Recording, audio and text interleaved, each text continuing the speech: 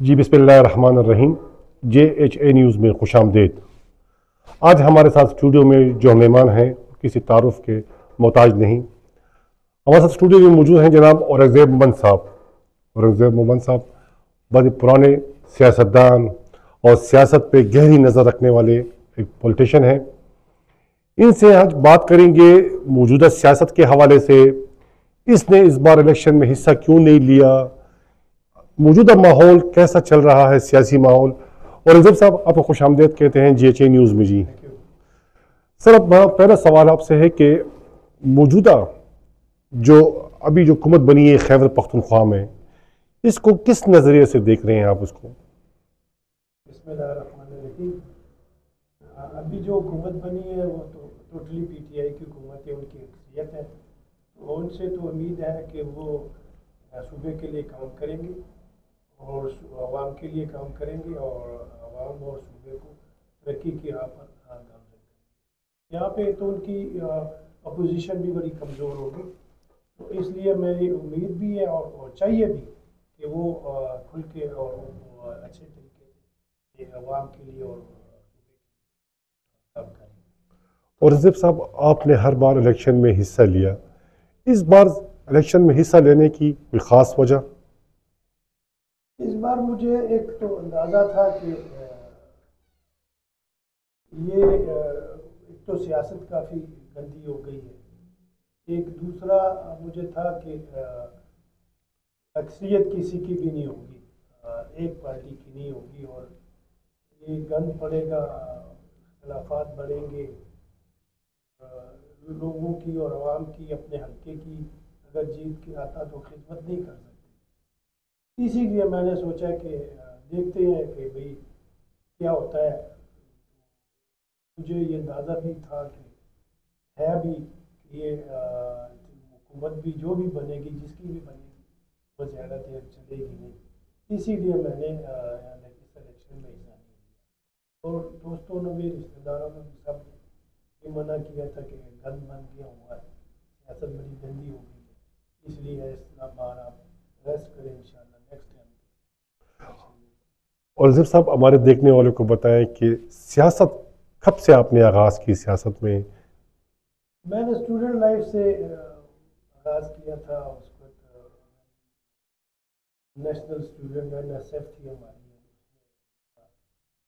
उसमें मैंने सियासत का आगाज़ किया था। फिर पीपल पार्टी को ज्वाइन किया और पार्टी में था। फिर जब शेरपा और पीपल पार्टी अलहदा हो गई तो मैं शेरपाओं के साथ था।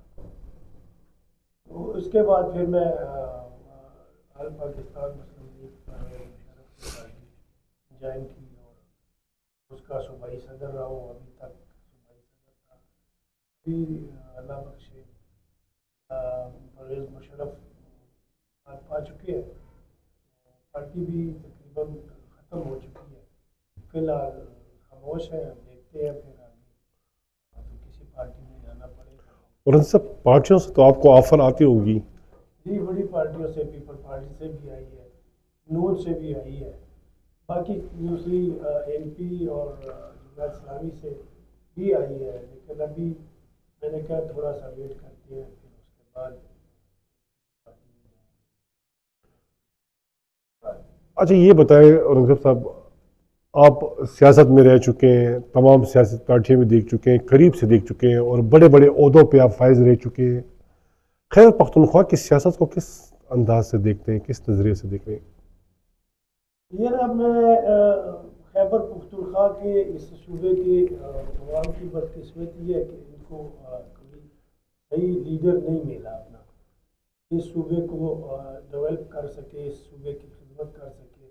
अभी तक हमारी बदकिस्मती है कि इस सूबे का लीडर नहीं है ताकि जो सेंटर से, मरकज़ से लड़कर हमारे हकूक़, हमारे जो हकूक़ है उसको हासिल करें। अभी तक यही हमारी बदकिस्मती है। और जो पार्टी आई है उन्होंने अपने मफाद के लिए काम किया है, लूट मार की है और गए हैं बस सूबे के लिए। किसी की पार्टी ने कोई ऐसा काम नहीं किया जिसे हम कह सकते हैं कि सूबे के लिए तरक्की के लिए काम किया है किसी पार्टी। कल 28 फरवरी है, कल सूबाई असम्बली का पहला सेशन हलबर्दारी हो रहा है। हुकूमत साजी तो सुन्नी इत्तेहाद कौंसल जो मौजूदा नाम है PTI का, उसी नाम से उनको हलफ उठाएंगे। हुकूमत भी उनकी होगी और तमाम जितनी सियासी पार्टियां हैं वो भी कल हलफ उठाएंगी। क्या PTI गवर्नमेंट को इस बार हुकूमत चलाने में मुश्किलात दरपेश होंगी? मेरा नहीं ख्याल, क्योंकि अपोजिशन बड़ी कमज़ोर है और मेरा नहीं ख्याल कि इनको कोई मुश्किलात होगी। सर, वफाक का तो मुस्लिम लीग की हुकूमत है, क्या चल सकेंगी? पहले भी तो वो वफाक में उनकी हुकूमत नहीं थी, लेकिन सूबे में थी, चली है। 5 साल पूरे किए। मुझे उम्मीद है उनको करना चाहिए, लेकिन लगता नहीं है कि ये हुकूमत ज़्यादा देर चलेगी। जी, हुकूमत ज़्यादा देर नहीं चल सकेगी। अपोजिशन भी इतनी टफ नहीं है, बहुत कम अपोजिशन है इस टाइम, और सूबे में जो लीड है वो पाकिस्तान तहरीक इंसाफ सुन्नी इत्तेहाद कौंसल, इसे कह सकते हैं, हम कह सकते हैं। पेशावर के मसाइल के हवाले से बताएं, क्या इतने कौन से बड़े बड़े मसाइल हैं कि जो ये PTI हल करने की कोशिश करे या इनसे रह चुके हैं 10 सालों में? यार KPK में तो काफ़ी मसाइल है, चाहे वो बिजनेस कम्युनिटी से हो। एक तो एजुकेशन पे काम करना चाहिए, हेल्थ पे काम करना चाहिए, और जो जॉब क्रिएट करने चाहिए, बेरोजगारी खत्म के लिए। और उसके अलावा साफ पानी का जो है ना, उसका भी इनको बंदोबस्त करना चाहिए ताकि लोगों को साफ पानी मिले। अभी तक तो ये बीमारियां आप देख रहे हैं, हेपेटाइटिस C वगैरह, सब ये इन पानी की वजह से है। जो सिस्टम जो पुराना सिस्टम है उसको ख़त्म करना चाहिए, इसके लिए कोई प्लान करना चाहिए ताकि लोगों को साफ पानी मिले। वो हेल्थ कार्ड को दोबारा बहाल करना चाहिए। हेल्थ कार्ड को दोबारा बहाल करें, और बिजनेस कम्युनिटीज़ को भी कुछ इंसेंटिव दें, क्योंकि कारोबार काफ़ी 2-3 सालों में काफ़ी लोग सफ़र हो रहे हैं, काफ़ी कारोबार ख़राब हो गया। इंडस्ट्री है वो हमारे KPK में तो ना होने के बराबर है। इंडस्ट्री को प्रमोट करना चाहिए, काम करना चाहिए।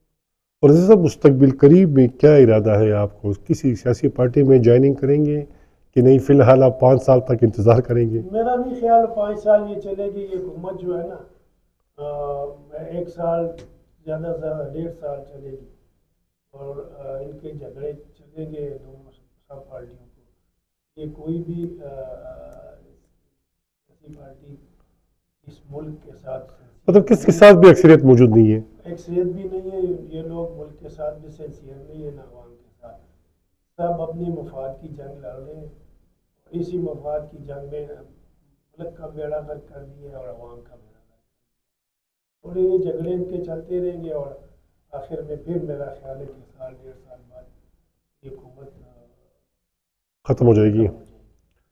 सर, महंगाई भी, कि अवाम बहुत परेशान भी है। महंगाई, वही चीज़ है ना, महंगाई और भी बढ़ी। बिजली के बिल, गैस बिल जो है आज भी 400 गुना ज़्यादा हो गए हैं। ₹7 बढ़ा दिए इनके रेट। गैस देखिए सर, गैस का देखिए, और गैस तो है भी नहीं, मिल भी नहीं रही, और बिल 400 गुना गैस ज़्यादा किया। गैस ज़्यादा किया, बिजली के रेट ज़्यादा किए।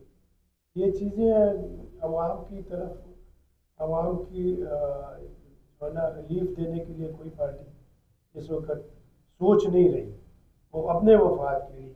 मैं तो चाहता हूँ कि या तो फिर ये सब पार्टियाँ मिल के अगर सिंसियर है, इस मुल्क का सोचे और मिल बैठ के मुल्क के लिए और आवाम के लिए कुछ करें, ठीक है। अगर नहीं तो फिर मेरी जो है ना करता धरता सो ये रिक्वेस्ट है कि इन सब को बैन करें, पार्टियों को, इन सब की नस्लों पे बैन लगाएं, और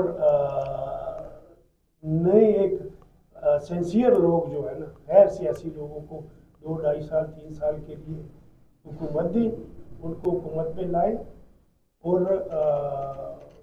नई नस्ल के नया खून को आगे लाएं, उनकी ट्रेनिंग करें ताकि वो मुल्क के लिए जो से सिंसियर हो और आवाम के से सिंसियर हो। दूसरा, अगर फिर भी नहीं होता तो मैं यही करूँगा कि हमेशा आर्मी जब भी आई, आर्मी के दौर में काम हुआ है मुल्क के लिए। शायद इन सियासी लोगों ने आवाम के लिए, मुल्क के लिए कुछ नहीं किया, जो लूटते रहे हैं। मेरी फिर है रिक्वेस्ट कि आर्मी टेक ओवर करे, क्योंकि आर्मी मुल्क के सब कुछ संभाल भी सकती है, सिंसियर भी है, वो मुल्क के साथ वो नहीं है। जब भी मुश्किल घड़ी आई है पाक आर्मी सबसे पहले खड़ी होती है। पाक आर्मी आती है, पाक आर्मी खड़ी होती है, चाहे सैलाब हो, चाहे जलजला हो, चाहे फ्लड्स हो। अगर वो जो कुछ करती है लोगों के साथ, तो एस्टेब्लिशमेंट मुल्क के मफाद के लिए करती है। वो मुल्क के साथ कभी भी गद्दारी नहीं करेगी, ना कर सकती है। तो फिर उनको आना चाहिए और कुछ अरसे के लिए फिर नए लोगों को लेकर आए। इंशाल्लाह मुझे उम्मीद है कि नेक्स्ट फ्यूचर फिर अच्छा होगा। बहुत बहुत शुक्रिया औरंगज़ेब साहब, आपकी बहुत खूबसूरत तज्जिया और बहुत अच्छी बातें, कुछ नई बातें हमें मिली, कुछ वो नया सोच हमें मिला। इंशाल्लाह अगले प्रोग्राम के लिए इजाज़त दें। अल्लाह हाफिज़ जी। थैंक यू, शुक्रिया।